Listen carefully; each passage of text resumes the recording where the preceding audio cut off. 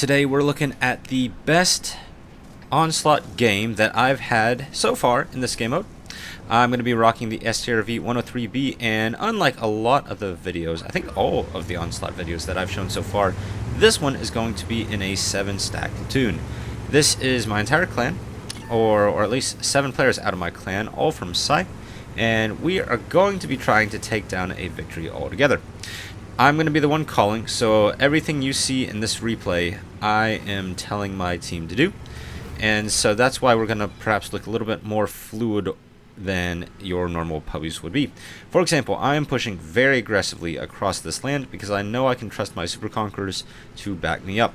And notably, we've got a lot of Super Conquerors. We've got some 60 TPs. We've got one IS-7 just in case we need to reset the camp, and you can see the IS-7 and the 60 TP down in the dip. And right away, you can see that we have formed on 2 separate ridges. One team is going to be on the north, and I personally think this is a stronger position overall. We get both of the recon strikes. We also managed to pick up 2 arties to their 1, and for whatever reason, they send in the mouses, and we get to free farm these boys as they cross around. More than that, our RHM is going to push in against their AMX, and notably the RHM has a major advantage because it has DPM. The AMX has burst damage, but with inflated health pools, having burst damage is just not as important as it would be as you have low health tanks. Instead, we get to just burn these tanks down time after time after time, the RHM gets to shoot time after time. And meanwhile, we're just farming up the mouses in the mid. And so right away, we've got a 3000 HB advantage, and we just need to knock out this one remaining mouse on the cap. The one weakness of this northern side is we actually get less fire support pointed into the cap itself.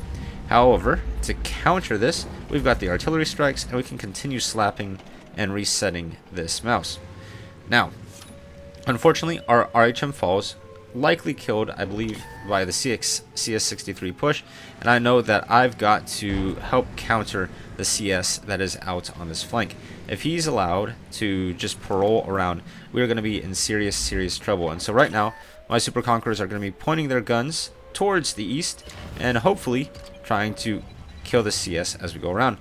One thing I dislike about my play right there is I should have stayed in siege mode and then pressed the 9 key, because I would have been able to see and try to get a potential shot on the CS63. Also, we're sending our IS-7 for some reason up into the bolt. Not a great decision by me, perhaps because he's stuck by the CS63. And even though we're controlling this ridge, which is a phenomenal thing for us, we don't have the mobility to flank around and make aggressive plays. So right now we're in a bit of a holding pattern and a little bit stuck. This CS63 that's unspotted is likely going to do a lot of damage, and the 430U that's flanking around is going to try to have similar ideas, and so we need to stop them from getting our flank. Notably, since there's only 4 of them, they are remarkably split. They are incredibly split right here, and so if we manage to push one of them with a group of tanks to mass up, then we will have an excellent opportunity going in. And so you can see my Super Conqueror and myself are pushing in and going to try to kill this 430U that has been aggressive, that has tried to make a flanking play, but is now just wildly out of position. I put a shot in. Looks like I was close to the tracks, but don't manage to take them off. And now my KG, my friend KG, is going to clean up a pretty easy kill right then and there. We also have the comps, but unfortunately we've lost our health point advantage. It looks like our Super Conqueror got bled massively as he had to cross over, probably getting shot in the back by the CS63, and now we're just about dead even on this flank, and a full HP CS63 is sniping into our rear, trying to take advantage of our heavies on the ridgeline. And so this is the pivotal moment of this replay, and this is why I think the STRV is so good, because if you need to brawl, you can in fact brawl, and I'm going to prove it. So I push in, and I know that if I'm going to get the kill, I'm going to have to track him. If I just let him have all the mobility he wants, I'm going to be in trouble. So I take his tracks off, he uses his repair kit, and now I'm going to put every shot I can into his tracks. That one a little off base, and I've got low alpha damage, so it doesn't quite work. I put a second shot in. That one I didn't have gun depression to hit his tracks, but I know his right tracks are injured. Now I'm going to put a shot into his left tracks. You can see the critical hit damage. And now both of his tracks are damaged, so any shell for me into any of the tracks is going to be a victory. And now I know if he tracks me, I'm in huge trouble. But if I do this, no matter what, he can track me. My gun is going to be pointed on target, and I managed to get the kill in an STRV versus a full health CS63, and that is pivotal. I went in there on 1800 health versus a 2700 health CS, pulled off my 1v1, but as I was distracted, a lot of awful things happened because now my E5 is completely on his own, and I've got to get in here and do what I can. I'm going to pop my 7 key. That gives me extra alpha damage, and I get a 523 roll into the super conk. And then my E5 friend manages to put in a beautiful shell, finishing off the enemy super conk. And now we're in a 2 versus 1, but we are down on HP, and I cannot feather a shot. I'm looking, I'm waving my gun around, but I can't get something. And I'm wondering, if I push in right now, the IS-7 is going to have an advantage. So I'm going to try to stay on this ridge, perhaps pick up an artillery strike, but I know it's just a foolish idea to get in close quarters combat with an IS-7 when I have all the camo and all the camo advantages. This IS-7 could pick me off on his own, so instead, I'm going to run in, put in a single shot, doesn't manage to high roll at all. And now I'm going to try to pick up Artie's strike as he finishes off my friend. I poke around for a shot, but he's smart enough not to come around. And now I'm up to 7,698 damage, and I'm in a 1 versus 1 with a 422 HP I7. That means I likely won't one-shot him unless I'm using my ability. And I'm in serious danger if he gets in close quarters combat. So I'm going to play the kissy-kissy, chasey-chasey game. And because I've got mobility and camo, I'm going to be able to outplay him with these abilities. There's really nothing he can do if I keep chaining my abilities together on and on and on again.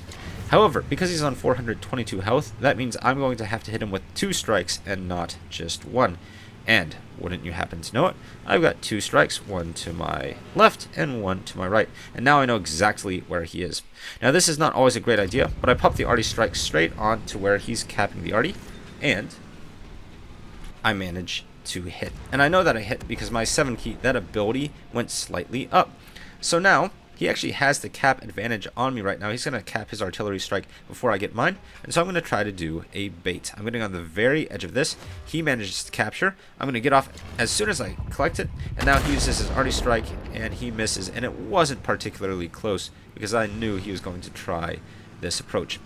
Now, to just further secure the win, I'm going to go over. I can't cap the second strike or the second comms ability quite yet because I've already got one myself, but what I can do is I can position myself so as soon as I pop my 9 key right here, I'm going to start capping the other one. I put down the Artie strike, and there is not the kill. So I end up missing. My mistake right there is he was about to come over that ridge. If I put it behind him, I think what likely happened is he fell backwards and managed to dodge. Because he wasn't over the ridge yet, I should have put it a little more dead centered. However, the strength of this bull is the fact that I have 2 artillery strikes and he only has 1. And so I can get down, I can get behind these rocks, and notice I'm unspotted because I've got the camo just advantage. So I can pick this up for free, and I've got my 9 key ability ready on standby that I thankfully had the presence of mind to think about and grab earlier. And so now I'm going to pop the 9 key, use the Artie strike, pop it a little bit more accurately now this time, and clean up the kill. And right away, that is 7,698 damage that we saw, plus a decent chunk of blind damage onto that IS-7, completing my favorite game of Onslaught. And let's take a quick look at the postgame results. Notice that this is inaccurate. This, in fact, was an STRV game. I finished with 8,120 damage and 3 kills, and most importantly, I managed to pick off that I7 right at the end. Well played to him. He had an excellent game, but it was not enough to close out this victory.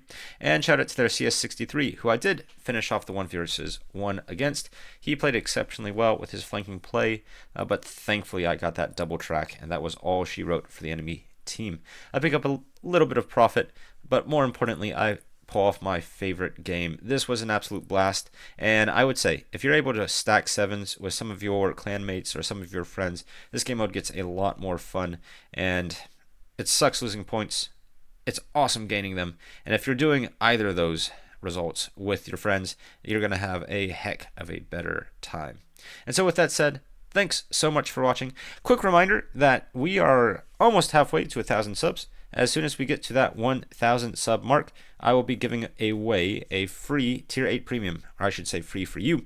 And so if you want to be eligible for that, make sure to go ahead, comment in the videos. Anybody who's commenting has a chance to win, and I'm going to pick one random comment, something that I like, something that's positive or helpful to the community. I'm going to pick one of those over the course of all of my videos, and I will announce the winner when we pass that 1,000 sub mark.